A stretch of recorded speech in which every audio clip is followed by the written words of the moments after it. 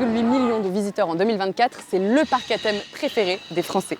Le Puy du Fou ouvre cette année un nouveau spectacle, l'épée du roi Arthur. Et pour vous, en exclusivité, on va vous montrer tous les coulisses. C'est parti, on y va.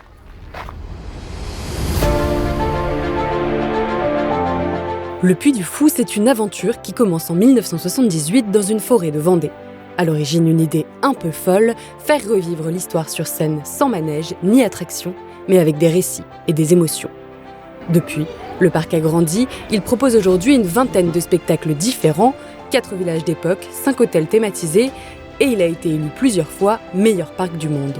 Derrière les effets spéciaux, les costumes et les grandes scènes, il y a un travail de l'ombre, un travail collectif, exigeant, millimétré. Mais que se passe-t-il derrière le rideau ? Qui sont ces femmes et ces hommes qui donnent vie à cette fresque géante ?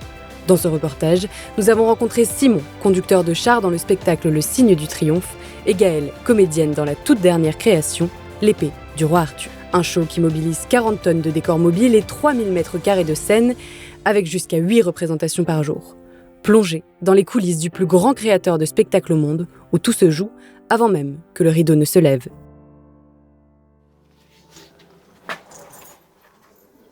Depuis que j'ai 5 ans, je monte à cheval. Et puis après, j'ai fait un bac STAV, sciences et techniques de l'agro et du vent. Après ça, avec une spécialité hippologie, tout ça, où je montais beaucoup à cheval. Et après ça, j'ai fait un BTS PA, donc production animale, avec spécialité équin. Et donc je montais pareil, beaucoup à cheval, tout ça. Ouais, je suis d'ici en fait. Je suis né à Cholet, et puis j'ai grandi ici à la Flossolière, pas loin. Et après on est parti, mes parents on est partis quand j'avais 5 ans quoi. Mais sauf que quand j'étais petit, c'était un rêve d'enfant quoi. De venir ici, de voir les chevaux. J'ai toujours été passionné par les chevaux depuis que je suis tout petit. Et par le Puy du Fou, ouais. Et quand on m'a proposé ça, je me suis dit bah. Je me souvenais plus de ça, quoi. Je me souvenais plus que. Donc c'est un rêve de gosse, en fait. Ouais, c'est ça. Mais je m'en souvenais plus. C'était plus dans mes idées. Pardon ? Et au final, ouais, c'est revenu. Et là, aujourd'hui, je suis trop heureux. C'est génial. C'est un truc de fou. En gros, mon rôle, je suis meneur de char bleu. Donc là, je fais la course. Je fais la course de char. Donc au début, on les prépare. Après, on les échauffe. On fait la course, récupération. Et on enlève les harnais. Et puis après, voilà. Et moi, je suis tout le temps sur le bleu. Je fais que la course du bleu. C'est pour comme ça, on connaît nos chevaux par cœur. Ils vous connaissent aussi ? Ils nous connaissent. On peut les dresser comme on veut. C'est les 4 là. Ok. C'est les 4 là. Donc Dohan, Fusilero, Fetor et Norte. Ouais, ceux-là, c'est ceux qui vont tirer plus le char. D'accord. Celui-là, il a un travail où il doit aller plus sur le côté, m'aider à tourner. Ouais.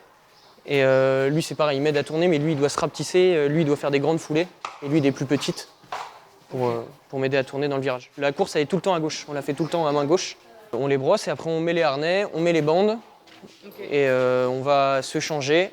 Topo avec tout le monde. Okay. Et après, on met les brides. On va atteler au char. Et on est parti pour échauffer. Celui qui est à côté, là, Norte, lui, ça va être c'est sa 3e course. C'est un jeune qui est arrivé cette année. Ok. Du coup, c'est sa 3e. Là, ils ont tous travaillé ce matin ou sont allés au marcheur. Ouais. Du coup, pour les échauffer et tout ça. Et sinon, ouais, tous les autres sont travaillés. Okay. Et après, ils ont 2 jours de repos en plus dans la semaine. Ils font pas les courses tous les jours. Du coup, comme il y a 2 équipes, ceux-là, par exemple, ils courent que les jours pairs et l'autre équipe vont jouer, okay. Ils vont courir que les jours impairs. Ouais.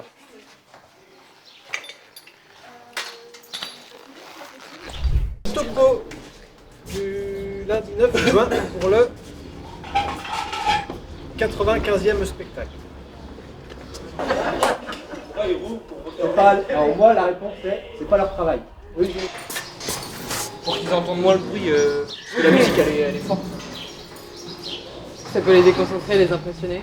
Ouais, ça peut surprendre et ça peut aussi les faire aller un peu trop vite. Et puis ou leur faire monter un peu dans les tours. On a l'air d'aimer ça. Les ronchons.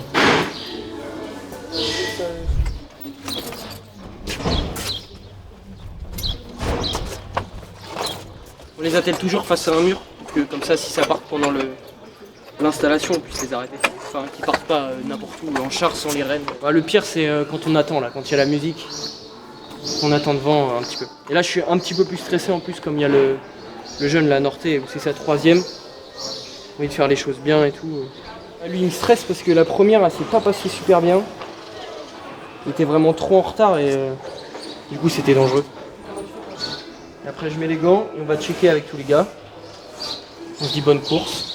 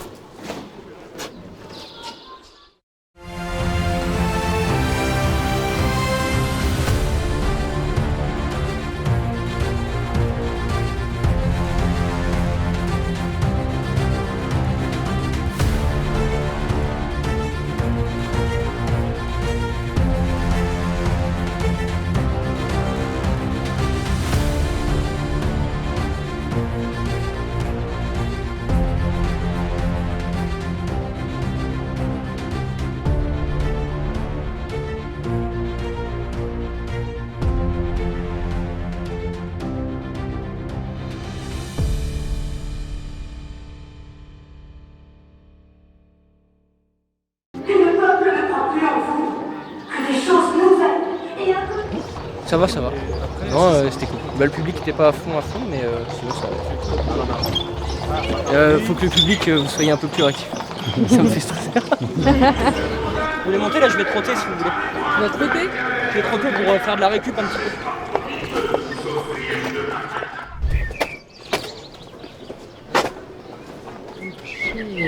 Donc ça c'est le tout nouveau spectacle 2025. Donc on va aller en coulisses pour rencontrer l'actrice principale et elle va nous expliquer comment elle prépare ce spectacle. On y va. Je m'appelle Gaëlle et je joue le rôle de la Dame du Lac qui consiste à être comédienne. Voilà, c'est le seul rôle féminin ici sur ce nouveau spectacle. C'est ma 3e saison. Ok, Ouais. trop bien. Trop bien. Bah, on est plutôt préparé. Bienvenue. Alors ici, il y a la partie poulaine, donc c'est les chaussures qu'on porte pendant le spectacle. Voici la coiffe de la Dame du Lac. Donc ce sera ta coiffe. Voilà, ce sera ma coiffe, elle est très fragile, on essaye d'en prendre soin au maximum. Là j'ai 29 ans. Ok. Ouais. Et l'idée c'était de vivre des choses et de gagner en polyvalence avant de pouvoir être dans l'enseignement. Et donc en fait, juste après mes études, je me suis dit que je voulais me lancer dans l'intermittence du spectacle. J'ai fait 6 mois de cabaret, voilà, en Bretagne. Et c'est une troupe itinérante qui se produit un peu partout en Bretagne.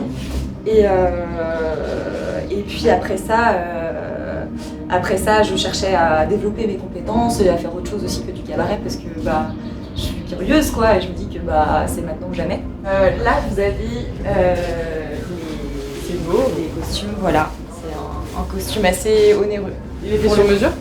Il n'est pas fait sur mesure, mais on a plus ou moins, j'allais dire les mêmes tailles. Il y a 2 très grandes dans l'équipe. Ok. Et pour le coup, elles ont des rallonges au niveau des jupes. Et du coup, j'ai postulé au parc. J'avais postulé une première fois quand j'avais 20 ans. Et j'ai pas été prise tout de suite. Voilà. Et en fait, quand je suis venue passer l'audition, j'avais pas du tout l'espoir d'être prise. J'y allais surtout parce que j'adore me challenger et je me suis dit que c'était une expérience à apprendre quoi qu'il en soit. Après un diplôme, c'est bien de se confronter à la vie, à la vraie vie. Voilà, juste après. Tu te sens une autre femme quand tu portes cette coiffe? Ah, complètement. Ah ouais? Ouais, complètement. J'ai l'impression d'être plus âgée, de pas être humaine. Ah. Et oui, non, c'est sûr, à partir du moment où j'ai le costume, je suis plus Gaëlle.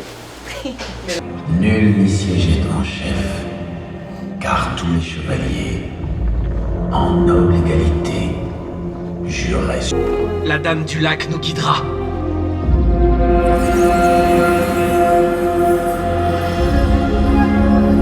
Êtes-vous la Dame du Lac? Ça s'est bien passé? Ouais, Bravo. super.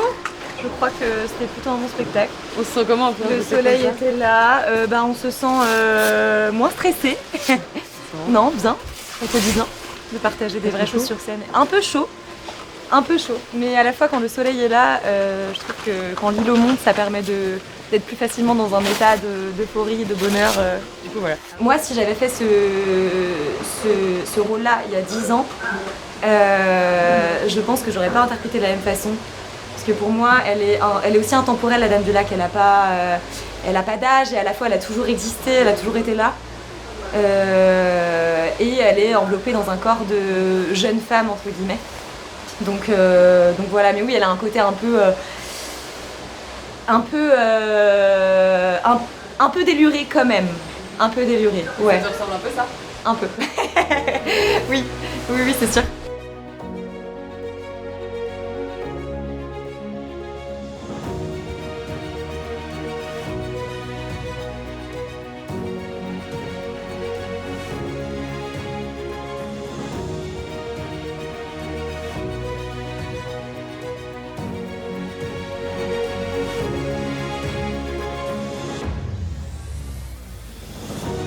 Le côté sportif, il est hyper important au parc. Moi, c'est un truc que j'ai développé et que j'aime beaucoup.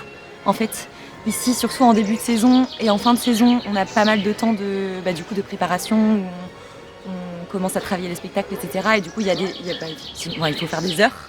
Je pense que j'ai une hygiène de vie qui est quand même mieux. Typiquement, j'avais des problèmes de sommeil avant d'arriver au parc et là, plus du tout, parce qu'on se dépense suffisamment. Par contre, alimentation, on fait attention parce que souvent quand on fait du sport, de toute façon, on a envie de manger sain. Mais c'est pas facile d'avoir des heures régulières. Avec les amplitudes horaires, c'est impossible en fait. Donc c'est toujours corriger, il y a toujours quelque chose à travailler. On est constamment en train d'essayer au mieux de redécouvrir le spectacle parce qu'en fait, on est quand même dans un travail hyper répétitif. Donc on fait en sorte de pas s'ennuyer tout simplement et de redécouvrir le spectacle avec les spectateurs. Un public qui vient ici en famille, le parc rassemble des locaux et des étrangers par des spectacles qui semblent ravir les grands comme les petits. C'est un des meilleurs parcs qu'on trouve. Il y a des nouveautés assez régulièrement. La magie, les décors, plonger dans l'univers, l'évasion. Pourquoi vous venez? Quelles sont les choses qui vous attirent ici? L'histoire, les décors, la culture, les chevaliers. Alors qu'est-ce qui t'attire toi ici? Les chevaliers. Ah, tu aimerais être un chevalier? T'as une petite... Un lance-pierre. Un lance-pierre, trop bien. Voilà. Et on s'attendait vraiment pas à ça, c'était incroyable. Qu'est-ce qui vous a plu exactement? Tous les spectacles. Tout ce qu'on pouvait découvrir dans tous les spectacles, parce qu'à chaque fois, c'était des trucs... on ne s'attendait absolument pas à ça, tant sur les animaux que sur les décors, les histoires, les différents univers, qu'on soit sur les spectacles immersifs ou les autres spectacles, vraiment... Toujours un réel plaisir de revenir découvrir le parc, de pouvoir se balader dans les allées, de redécouvrir toutes ces nouvelles choses qui sont installées, de ne pas se lasser non plus. Alors c'est lequel votre spectacle préféré? On va dire le dernier panache? Ouais. C'est quoi ton ressenti sur le dernier panache? Moi je trouve que c'est bien parce que ça explique la guerre de Vendée. Et puis après, j'aime bien. Je trouve qu'il y a plein d'émotions et voilà. Tout a permis d'apporter un dynamique au village autour qui est impressionnant. Il y a du monde tout le temps, les commerces bénéficient de tout ça et ça c'est chouette. On vient ici déjà pour partager des bons moments en famille, c'est la première chose. Et puis ça amène une certaine ouverture aussi à l'histoire, à la culture. Même si certaines choses sont romancées et ainsi de suite, ça permet au moins d'interpeller et de faire poser des questions par la suite. Eh bien, presque à chaque fois que je viens en France, on vient faire un tour au Puy du Fou. Le côté spectaculaire des spectacles en eux-mêmes, à l'histoire. Et en plus, je suis venu avec des amis mexicains. Donc ça fait... Ils aiment? Oui, ils sont enchantés. C'est la combienième fois que vous venez au Puy du Fou? Oula, 6-7 fois au moins, je pense. Ah oui, c'est devenu une tradition. Presque, oui. Qu'est-ce qui fait qu'on revient si souvent alors? La qualité des spectacles et la beauté du lieu aussi. Il y a des nouveautés à chaque fois, vous trouvez? Oui. Depuis 12-15 ans, on a le pass, oui. Et on vient régulièrement avec nos petits-enfants. Pass qu'on achète pour l'année. On vient tous les jours, si on veut, de avril à novembre. Super, ça. On va dire sur la vie des villages alentours, sur l'économie. Ah oui, tout à fait. Tout à fait, oui. Tous les emplois que ça a créés, oui, forcément. Vous trouvez que les boutiques se sont adaptées un petit peu au tourisme du Puy du Fou? Ah oui, tout à fait, oui. Ouais, l'économie locale, oui, ça tourne autour du Puy du Fou. Il est indéniable, au-delà des restaurants et de l'hôtellerie évidemment, c'est toute l'économie au global. Il y a des entreprises qui travaillent sur le parc ou autre, mais dans tout corps de métier, que ce soit pour la construction des bâtiments, pour tout un tas de corps de métier. Oui, ça fait vivre en partie évidemment l'économie vendéenne. On vient tous les ans parce qu'on prend le pass étant locaux, on vient régulièrement pour faire plaisir à nos enfants qui aiment voir toute l'action qu'il peut y avoir au Puy du Fou. Beaucoup de personnes même qui investissent pour avoir des gîtes. Au niveau des hôtels, on a bien vu qu'il y avait de plus en plus d'hôtels. Donc oui, il y a un impact, clairement on le voit, rien que sur les herbiers, on le voit bien qu'au niveau du centre-ville, il y a vraiment beaucoup plus de gens au niveau de l'été. Oui. J'aime tous les spectacles. Et alors, t'aimes bien les chevaliers, t'aimes bien l'histoire? Ah bah c'est nickel. Et toi, Garance? En fait, dans la grande de la danse, il avait des canons et puis en fait, j'ai mis le casque. Oui, le secret de la danse que tu préfères. Pour Simon, Gaël et les équipes du Puy du Fou, chaque représentation est le fruit d'un entraînement rigoureux. Derrière les performances, il y a de la fatigue, de la technique et une grande exigence collective. Dans les allées du parc, le public est conquis, les enfants, les parents, tous évoquent un moment fort, parfois même bouleversant. Le Puy du Fou revendique un taux de satisfaction de 99%, mais son succès soulève aussi des débats sur le choix des récits, sur la place laissée à l'interprétation. Avec plus de 11 800 spectacles joués en une seule saison et 23 récompenses internationales, le parc vendéen trace sa voie entre patrimoine, émotion et mise en scène. Et si le Puy du Fou divise parfois, c'est peut-être parce qu'il touche à quelque chose d'essentiel, la manière dont on raconte notre propre histoire.